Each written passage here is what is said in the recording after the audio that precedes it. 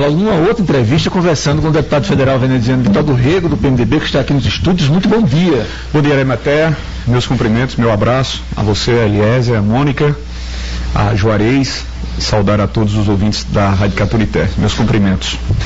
Deputado, e esse espírito aí gastador da Câmara Federal essa semana, aprovando bilionárias despesas no serviço público, principalmente na área de pessoal?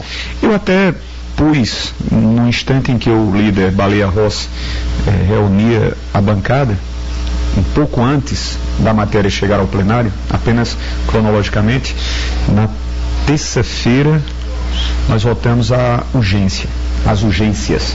E aí ficariam as discussões adiante, exatamente para você compatibilizar, exatamente para você ter a noção exata do significado das propostas de reajustes. E quando anteontem o líder convidava-nos para dizer que o presidente orientara a bancada e pedia para que discutíssemos o mérito já na própria quarta-feira, eu ponderei exatamente para o entendimento da própria sociedade a respeito dessa situação, Arimatea, ou seja, como nós poderemos sustentar. Não estou adentrando as questões de mérito, se são justos ou não. Claro que são justos, ou claras são, evidentes são, a necessidade e não sei se o momento seria oportuno. Aí você vai me dizer, mas Veneziano, o orçamento já previra. Sim, em 2015, quando nós discutíamos o orçamento para 2016, já havia essa previsão. Então, tivemos que enfrentar e estamos diante desse quadro, o quadro que para a sociedade que houve a disposição nossa de fazer um ajuste, necessariamente fazer um ajuste depois de termos tido o que mudar a meta fiscal. Havia uma previsão de 96 bilhões, quando na verdade a construção dessa meta era um tanto quanto artificial, ou seja, irreal, porque na verdade o fosso era muito maior, para 170 bilhões. Enfim, eu votei porque, repito, identifico que o período de 9 anos sem reajustes cobrava da gente essa postura, mas não sei se o momento, politicamente falando, foi o melhor. Perfeito. Um dos grandes gargalos é a questão da remuneração dos ministros do Supremo Tribunal Federal, que é o teto do funcionalismo público. Porque na verdade, base, né, o aumento do ministro é algo irrelevante, ao pé da letra, é o quê? 60 e poucos mil reais. Nas contas públicas do país é um aumento irrelevante. O problema é que ele tem um efeito indutor, né? Exato, ele é o parâmetro para que as demais outras categorias de servidores tenham a sua fixação. E aí, com esse efeito cascata, você termina tendo um valor muito maior. Apenas eu questiono os valores que estão sendo postos, Arimatea, porque são 2 bilhões ano. No caso, existe um escalonamento, que são 4 anos de escalonamento. Enfim, chegaremos a 8 bilhões a repercussão desses reajustes, e não como está sendo posto de 50 bilhões de reais. Na verdade, 50 é o pacote inteiro, né? Sim, mas projetando anos e anos, ou seja, esse reajuste ou esses reajustes para as 14 categorias ou nos projetos que foram em número de 14, o reflexo será de 8 bilhões dividido em 4 anos. Perfeito. Lhe agradam os primeiros dias do governo Temer? Arimatea, você tirando os 2 episódios que eram imprevisíveis ou quem sabe possíveis de acontecer no universo de tantos fatos que envolvem a Operação Lava Jato, eu penso que o presidente Temer, diante de uma super responsabilidade que foi e que é a de assumir nesse contexto, o Brasil vivendo uma das suas mais delicadas crises, tanto sob o aspecto político, econômico e também em outros valores de natureza moral. Ele tem a vantagem de ser extremamente ponderado, equilibrado. Claro que nesses 15, 20 dias ocorreram 2 fatos que terminaram por gerar infortúnios. O episódio envolvendo o senador Romero Jucá, naquilo que foi a exposição por meio do ex-senador Sérgio Machado, e também semana passada, outro áudio envolvendo o ministro Fabiano Silveira. Excluindo esses dois episódios, delicados episódios, eu penso que são primeiros dias corretos, ou seja, iniciativas e demonstrações do desejo de corrigir. Naturalmente, sempre falamos isso, e é oportuno também renovarmos e ratificarmos. Você não podia imaginar que a simples transição por si geraria as correções de rumos depois de tantos meses, pelo menos 2 anos de dificuldades extremas. Então, o brasileiro, todos nós temos que ter a consciência que o processo de recuperação de uma economia que entra para o 3º ano já confirmado de retração no seu PIB, de uma realidade que nos coloca diante de 11 milhões de desempregados, de uma baixa capacidade no setor industrial, enfim, e outros indicadores, não é um período curto de 6 meses, ou mesmo um período até a conclusão do mandato que resta ao presidente Temer, se ele em definitivo ficar, que você recupera e recompõe. Isso é um processo lento, ou seja, a máxima de que é muito mais delicado, muito mais difícil, muito mais penoso construir do que destruir, é fato. Mas eu acredito, eu guardo esperanças, realisticamente eu guardo esperanças, sem otimismos exagerados. Temos um longo caminho a percorrer, discussões que invariavelmente serão postas e que gerarão as controvérsias das propostas que chegarão ao parlamento, já se mostra, mas sob o ponto de vista político, tivemos 2 demonstrações muito significativas, tanto na votação da meta fiscal, como também na votação da própria DRU, a desvinculação de receitas da União, a mostrar que as 2 casas, no caso Câmara Federal, porque à Câmara essas propostas foram apresentadas, está com esse sentimento, ou seja, não foi um fato isolado o episódio da admissibilidade, ela se mantém nas votações nessas 2 últimas semanas. Na verdade é um teste de fogo em termos de condução política esses dias iniciais do governo Temer, porque ele, de um lado, ele tem uma base que está com problemas na Operação Lava Jato, inegavelmente, ele tem a necessidade de tomar medidas impopulares para ajustar a economia, e ele tem uma folga de apenas 2 votos no Senado, né? É fato, também disse isso, não há, de minha parte, não há pretensão de conhecer, a não ser a vivência, assim sugere e nos impõe. Quando o resultado, algumas pessoas, alguns companheiros disseram 55 votos, olha aí que diferença para os 41 necessários naquele instante, mas não há folga, porque serão necessários, exigíveis, 54 para um possível afastamento em definitivo da presidenta.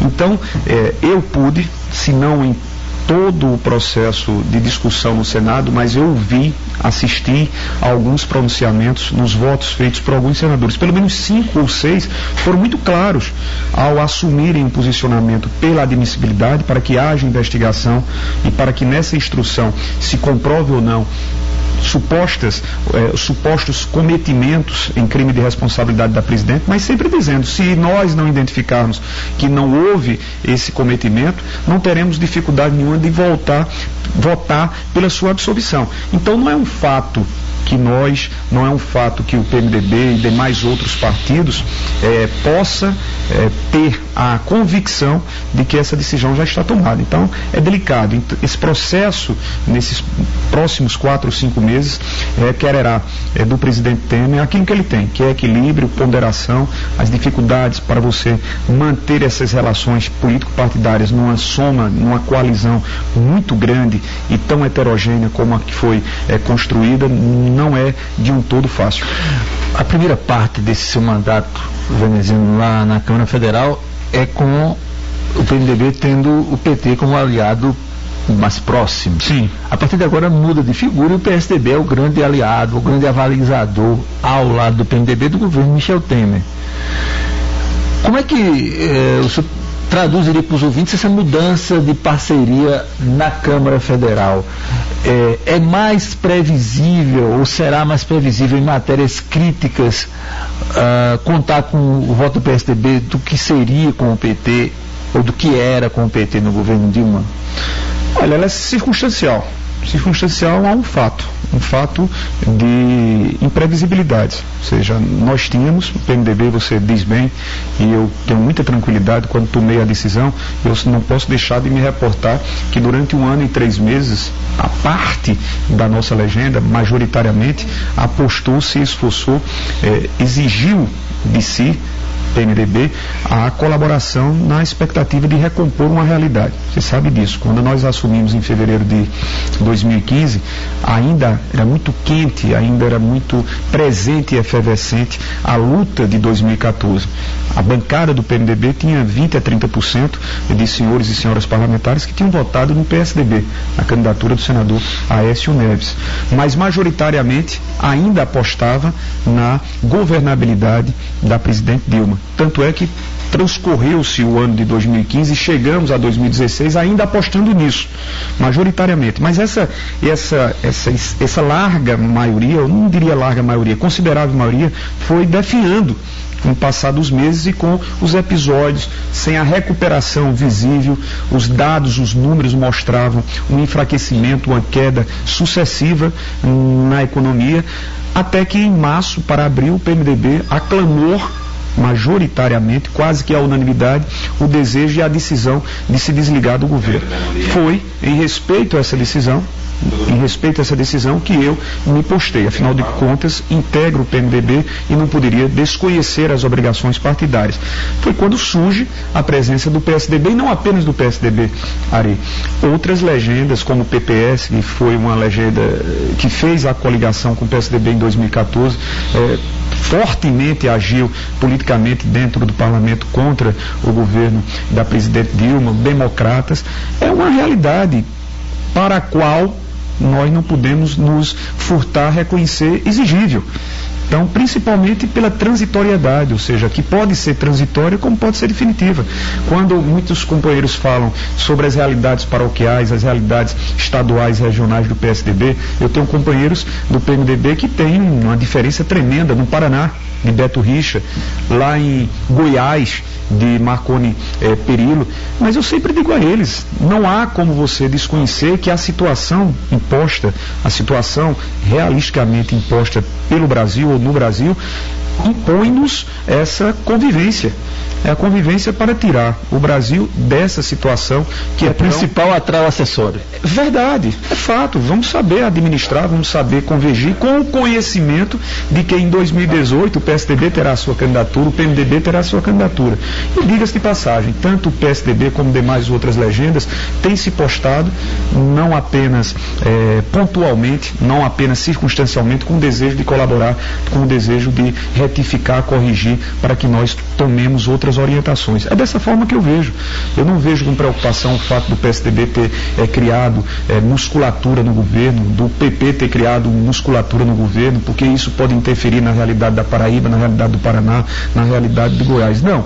O foco nosso é muito mais grave, é muito maior, muito mais delicado, muito mais sensível, que é o Brasil. Não dá para você ficar permanentemente, como nós ficamos durante 16 meses, 14 meses lá na Câmara dos Deputados, de um lado para o outro, governo e oposição se digladiando, sem que decisões, sem que medidas, sem que posições fossem adotadas. Nós não suportaríamos mais. Estou conversando com o deputado veneziano. Há pouco tempo o Supremo Tribunal Federal tomou a decisão, surpreendeu, de fazer com que as decisões confirmadas em segunda instância passassem a ter a execução. E isso suscitou há pouco tempo um questionamento dessa decisão por parte da Ordem dos Advogados do Brasil. Se esse assunto voltar a ser objeto de deliberação legislativa, qual é o seu posicionamento? A minha visão, inclusive, inicial é de que o Supremo, com todo respeito, até porque você está falando sobre 11 magistrados de altíssima condição intelectual, mas a Constituição ela é muito clara. Ela diz que ninguém pode ser definitivamente condenado sem que haja o trânsito em julgado na última instância. você antecipa para a segunda instância, você está limitando o direito à defesa através de recursos que possam ser interpostos. Minha posição é essa, não é pela formação de advogado que sou, sem ter podido exercer na plenitude do que eu desejava, é na situação de cidadão. É muito delicado. Se você desconhece aquilo que está expresso na Constituição, de que só após o trânsito em julgado você pode, caso sendo condenado, ser recolhido, desconhecer isso, retirar isso, eu penso que nós estamos dando um passo para trás. Essa é a minha modesta opinião. E não é, senão por força dessas mesmas convicções e fundamentos, que a OAB está questionando, respeitando a decisão do Supremo Tribunal Federal, mas nós não podemos perder de vista e garantir a todo e qualquer cidadão, porque nesse momento só imagina que o prejudicado seja o agente político, seja o Luiz Estevão, sejam essas figuras que politicamente dominaram mais recentemente ou um pouco mais longínquamente as páginas de jornais. Mas imagine você, inclusive, dos votos ou dos posicionamentos adotados contra essa posição. Eu não sei se foi o ministro Lewandowski, você que acompanha muito as sessões no plenário do STF, mas ele dizia, imagine o que será se hoje nós temos um universo carcerário de quase 1 milhão de indivíduos, quantos serão outros tantos com essa mesma situação, ou seja, de condenações já em segunda instância e que serão recolhidos. Então, é delicado. A minha posição, a minha opinião é no sentido de que a Constituição prevaleça no tocante ao trânsito em julgado. E lei feita ou decisão judicial tomada com o endereço certo é sempre muito temerário. Né? Muito temerário, né? E não sei se foi nesse sentido, mas em tese, mas pareceu, ou seja, nós estamos inundados de muita pressão. Se a gente não puser os pés ao chão, e isso quem pode fazê-lo, se não o Supremo Tribunal Federal, exatamente evitar que essas pressões, que são muito próprias, vivemos numa sociedade não é doma, não é hermeticamente fechado, mas a gente tem que ter muito cuidado, porque se toda e qualquer pressão ela surtir o efeito do momento, você gerará inseguranças tremendas para o futuro. Eu vejo com algumas preocupações isso que está ocorrendo. É muito bom por um lado, porque você faz uma, entre aspas, limpeza, você rediscute o Brasil, você rediscute valores, tudo muito bem, mas é principalmente importante que nós não deixemos as instituições fragilizadas. Vou citar, eu saía de casa ouvindo, não sei se você gosta, se os meninos gostam, fazendo aqui menções a todos os companheiros, de Boechat. E aí eu assisto aquele programa da manhã, o Café com Notícias. E ele estava dizendo sobre a delação. Acredito que você já deva ter tido conhecimento do Severo. E lá, ele é muito crítico, muito duro, enfim, e ele dizia sobre a delação, mas na expectativa de que essa delação ou as delações mostrem cabalmente, de forma material e não apenas suposições. Está lá, o diretor Severo dizendo que supõe que a presidente Dilma tenha tido conhecimento sobre as tratativas na aquisição de Passadina. Supõe que o filho de Fernando Henrique Cardoso também tenha tido participação lá em propinas da Petrobras. E ele dizia, olha, não estou colocando em dúvidas, muito pelo contrário, nós sabemos que houve, que há fatos gritantemente ofensivos à Petrobras, bem, mas eu esperava que houvesse a demonstração cabal, né, material, ou seja, onde é que está esse recurso, qual foi a conta onde você depositou, qual foi a mensagem que comprova essa relação. Hoje, e sim, e aí citou o quê? O ex-diretor Severo, fazendo a delação premiada, pode passar 1 ano e 9 meses na cadeia, tendo feito tudo aquilo que nós observamos. Devolve 10, 15 milhões de reais, né, como o Barusco, para um cidadão devolver 100 milhões de reais, Arimatea, convenhamos, é possível que ele nem diretor era, né? Ele nem diretor era, é possível que ele tenha feito outros desvios muito maiores. Então você vai, faz uma delação premiada, constrói uma novelinha, nessa novela você põe capítulos verazes, ou seja, capítulos que dizem respeito a fatos verdadeiros, põe outras situações inverídicas, E aí? Então, você tem que ter a delação premiada como instrumento fundamental e importante, e eu não estou aqui desconhecendo, pelo contrário, aplaudindo, mas ela não pode se tornar, ao meu ver, o único instrumento investigativo para você chegar a um termo final, sentenciar fulano ou beltrano. Então, todo esse processo requererá muito cuidado, para que nós não percamos de vista aquilo que foi conquista. O caso que você se refere aí sobre a decisão do Supremo Tribunal Federal de simplesmente retirar a possibilidade de quem se sentiu lesado com uma decisão de recorrer é muito perigoso. Estamos conversando com o deputado veneziano. Vamos para um bloco comercial daqui a pouco. Dos Maratá. Registrar algumas ligações aqui para o deputado veneziano. O Luciano Pereira pergunta sobre a questão do VLT, por que nunca saiu do papel. A Galega de Bolocongó, é isso? Galega de Bolocongó, né? Doutor Sérgio Oliveira, Dalvani da Câmara de Vereadores e Rildo de Desterro. Rildinho, grande abraço a você, Rildo, a Sérgio, os meus cumprimentos, a Dalvani, o meu beijo. A pergunta sobre o VLT, olha, não saiu, me desculpe, mas não há outra senão afirmação muito categórica, ou seja, por incompetência administrativa. O VLT nós já tínhamos conseguido.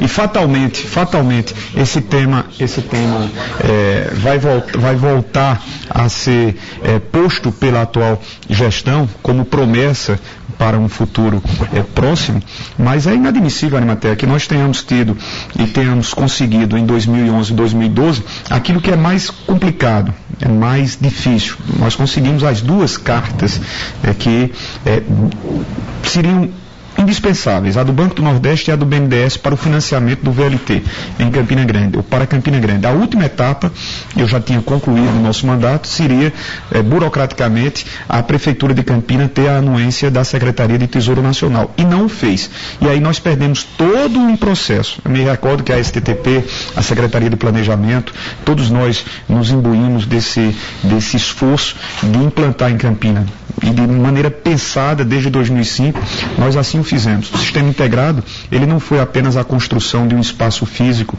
ele foi algo muito maior. Ele passou pelo programa Vias Abertas, com mais de 130 milhões de reais investidos para pavimentação, asfaltamento, efetivamente vistos. Nós implantamos a bilhetagem eletrônica, nós estabelecemos o pagamento de uma única tarifa, e depois o próximo passo, para dar maior fluidez, para dar maior dinamicidade e utilizar, inclusive, a malha ferroviária que nós temos, seria a implantação do VLT. Nós baratearíamos consideravelmente ainda mais essa passagem, como também teríamos mobilidade em Campina Grande, tirando do centro as dificuldades com as quais nós vivemos. Então, amigo, foi incompetência do atual prefeito. Fatalmente amanhã deve ser posto, me parece que estarão aí alguns ministros, dois pelo menos ministros, vão dizer, olha, a gente tem um compromisso com Campina Grande de trazer o VLT, mas fundamentalmente a administração do PSDB em Campina Grande mostrou o quão é incompetente. Não apenas nisso, vou citar outro caso, o centro administrativo. Você participou, me recordo inclusive da assinatura da ordem de serviço, quando nós começamos a obra em outubro de 2012, uma parceria público-privada de 52 milhões de reais, e nós perdemos esses recursos. O centro administrativo, além de você dinamizar, além de você trazer mais conforto, você também retiraria do centro da cidade, é algo que tem a ver com mobilidade urbana, aquelas repartições. Aqui eu estou ao lado do professor Constantino Soares, que respondeu durante 8 anos pela Secretaria da Administração, sabe muito bem o que é trabalhar com as inconveniências de ter uma secretaria ali na Floriano Peixoto. O prefeito perdeu. É como também ter perdido os 21 milhões da Feira Central. Então, a palavra que pode resumir a esse tipo de postura ou ausências administrativas é incompetência. O Júnior Brasil, Rebeca Nóbrega e o Galego do Leite também ligaram para cá. Um abraço a Júnior, a Rebeca, e um grande abraço a um companheiro muito correto, que é o vereador Galego do Leite. Girlene Lima também. Girlene, da mesma forma. Veneziano, como é que são as tratativas com o PR aí para... Olha, querido, parece que o senhor se ofereceu a vice ao PR, eu já soube nos bastidores. Que eu ofereci? A vaga de vice. Não, seria um grande parceiro. Não te nego e nunca neguei. Disse isso publicamente. Agora, não é uma decisão minha. Mas foi oferecida a vaga de vice? Não é que tenha sido oferecida. Sugerida? A possibilidade do PR, do Democratas. Enfim, na hora que nós tivermos, e definitivamente, o quadro formado de legendas, são essas legendas. Tu sabes muito bem, Arimatea, pode até parecer aos ouvintes que não seja verdade, mas eu não imponho. Quando nós escolhemos e tivemos a oportunidade de fazer a parceria com o Zé Luiz, e essa parceria foi renovada, todos os parceiros de então tiveram a oportunidade de falar, de expor as suas sugestões. Então a gente democratiza.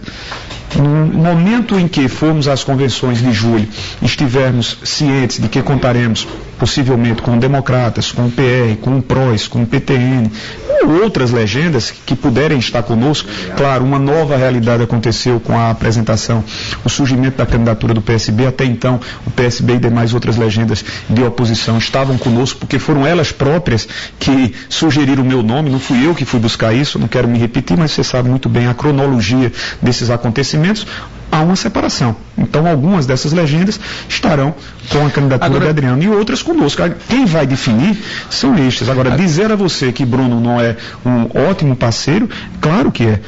Claro que é, mas eu não posso aqui taxativamente te informar ou asseverar que ele já é esse parceiro. O senhor já avançou com isso com o Elton Roberto lá no plenário, entre uma votação e outra e tal? Não, e esse assunto vem de há muito. Agora eu não posso atropelar, eu não posso exigir. O tempo de anúncios é o tempo que cada partido, convenientemente, estrategicamente, para elas, legendas, acharem conveniente. Agora, PSB à parte, PSB à parte, qual é o prejuízo eleitoral para a sua candidatura o fato de Ricardo Coutinho não apoiá-lo? Eu não tenho como dimensionar. Eu tinha uma opinião.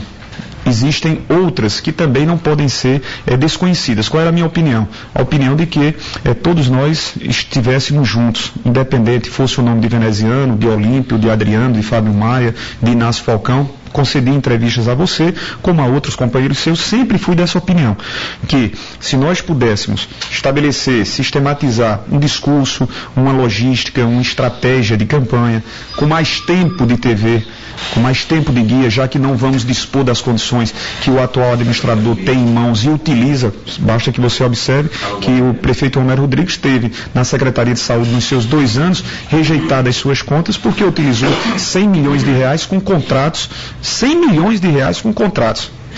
E ainda assim, nós vemos o Programa de Saúde da Família sem medicamentos, nós vemos as fragilidades e tantas as denúncias que são feitas, falta de medicamento, falta de profissionais, a UPA Porte 3 se arrastando, a UPA Porte 2 que não é entregue. Enfim, esses instrumentos muitas das vezes podem estar sendo utilizados para fins político-eleitoreiros.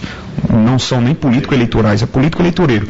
Então, ao meu ver, o prejuízo seria nesse instante. Agora, também não posso desconhecer e discordar que as duas candidaturas de oposição terminem por nos levar o êxito de uma composição no segundo instante. Por que não? Então, se você tem uma campanha onde duas forças se digladiam, se enfrentam, e fatalmente você pode deixar de ter um segundo turno. No momento em que uma terceira ou quarta candidaturas ou quinta candidaturas aparecem, fatalmente você pode, em tese, levar para um segundo turno. E no segundo turno, estando juntos, você fortalece muito a sua pretensão. Eu penso que o prejuízo, que pode até nem ser, esteja aí.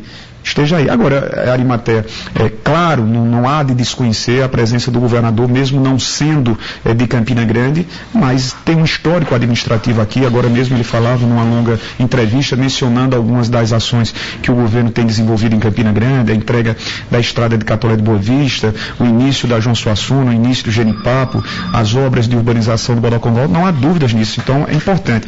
Agora, eu me sinto muito à vontade, porque a minha história, a minha relação de quem foi prefeito durante 8 anos, nos permite, e isso ficou demonstrado em 2014, quando da votação para deputado federal, 33% do eleitorado campinense, de forma muito carinhosa, foi às urnas votar na gente para deputado federal. Significa que a gente tem aliados, nós temos um significativo número de companheiros que nos permitem ir a essa luta. Então isso é fato. Muito obrigado pela entrevista. Irmão, um grande abraço a você, a Eliezer, a